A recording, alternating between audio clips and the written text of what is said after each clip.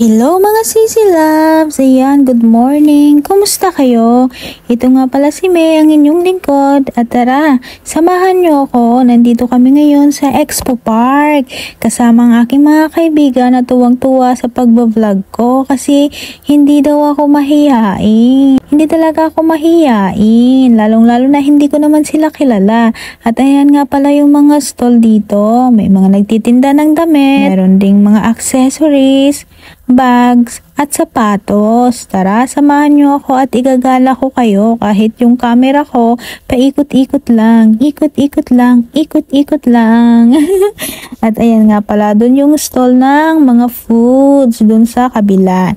And yes, maraming prutas dyan at iba-ibang mga delicacies ng Taiwan. Dito pala yung park na napakaraming tao tuwing walang pasok, Sunday and Saturday. At ayan nga, kumakanta dyan and then huhulugan mo siya ng pera tas kakantahan ka niya. Maraming Pinoy din dito kaya lang hindi sila namamansin.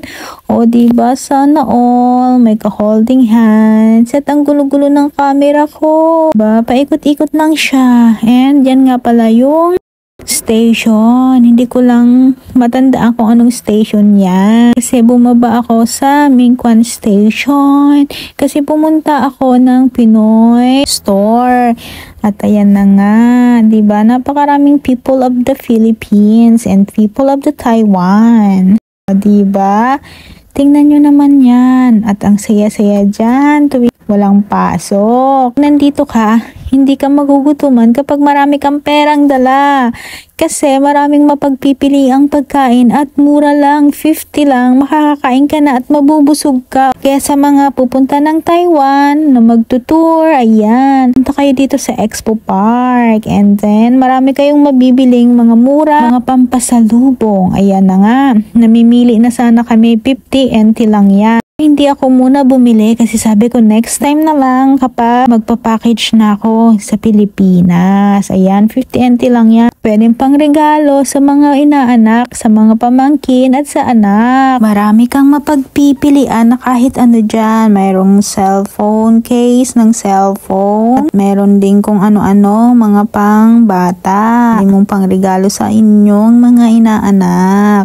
At syempre may wallet din, 50 NT lang. At charger. Ayan, marami kang mapagpipilian na pwede mong isend sa Pilipinas. At ayan na nga, hand sanitizer. At ayan, di ko alam kung ano yung pinipili ng kaibigan ko. And then, may pabango din. 198. O, diba? Napakamura ng lahat. At ayan na nga, may microphone. Wala naman akong binili that time. Gusto ko lang tumingin para next time, pagpunta ko dyan, alam ko na yung gagawin ko. And baka pag-ipunin rin ako para sa mga pangregalo, para sa pag-uwi ko ng Pilipinas. At ayan na, pumipili ng wallet ang aking kaibigan. So, napagpilian na yan. Sabi niya, bibili sana siya, kaso hindi na lang. At yan, relo din. 50 NT lang. O, diba, napakamura. Sana all na lang. Kaso, hindi ako bumili. Kasi baka sabi ko, mabilis lang masira. Pero okay lang naman. Pwede siya pang araw-araw. Sarap lang naman mamili kapag marami kang pera. Pero pag wala kang pera, naku po, kawawa ang lola. And dyan pala kami nagtagal. Kasi nga, inaantay namin yung mga kaibigan namin. At least ngayon, alam ko na kung saan makakabili ng mga murang pambagahe para sa mga mahal natin sa buhay sa Pilipinas. At ayan na nga, sabihin dyan ng kaibigan ko, pwede yan sa bata. O di wow. Napakamura lang. And then, ayun, sabi ko gala-gala muna ako. Titingin ako ng iba doon. And yes, nakakita ako ng mga iba-iba pang mga binebenta, mga prutas, mga pagkain, ayun. Pero hindi ako bumili kasi nga hindi ako marunong magsalita.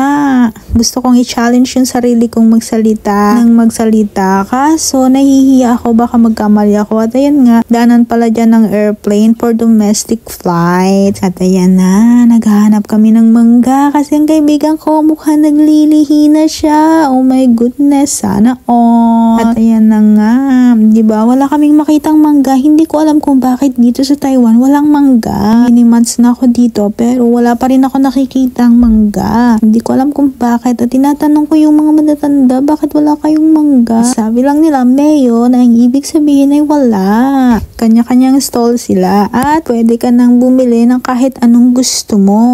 Kaso, hindi nga ako marunong magsalita kaya wala, patingin-tingin lang. Hanggang 7-Eleven lang talaga ang tapang ko. Hindi ako matapang pag mga ganitong bagay. Pero pwede naman, turo-turo lang pag may time. Kaso, syempre, nahihiya ako kasi maraming tao. Ayan, ang daming bayabas. Dito nga pala sa Taiwan, bayabas ang pinakamarami. At kung ano-ano pang iba fruits. Pero pagdating sa mangga, wala sila. Yan, napakarami. Ayan, sabi ko sa kaibigan ko, lemon, baka gusto mo ng lemon. Kasi gusto niya daw ng maasim. Oh my goodness, sarang all naglilihi. At ang sexy naman nito ni ate. Oh, ang ganda ng po. Sana all kung ano na lang nakikita ko dito. Nakakahiya ka. At naghanap nga ako yan ng free taste. Tapos sabi ng kaibigan ko, sa Costco maraming free taste doon. Tara, punta tayo. Sabi, wow, mabubusog sa free taste. Walang hiya talaga tong Pinay na to. Well, hindi naman nila ako kilala. And one time lang naman nila ako makikita. So, hindi na nakakahiya yun. At ayun na nga, bumili kami na pineapple. O, diba? Magaling kasi siya magsalita yung kaibigan namin. Kaya siya yung pinapabili namin ng kung ano-ano. Siya yung pinapa-order namin. At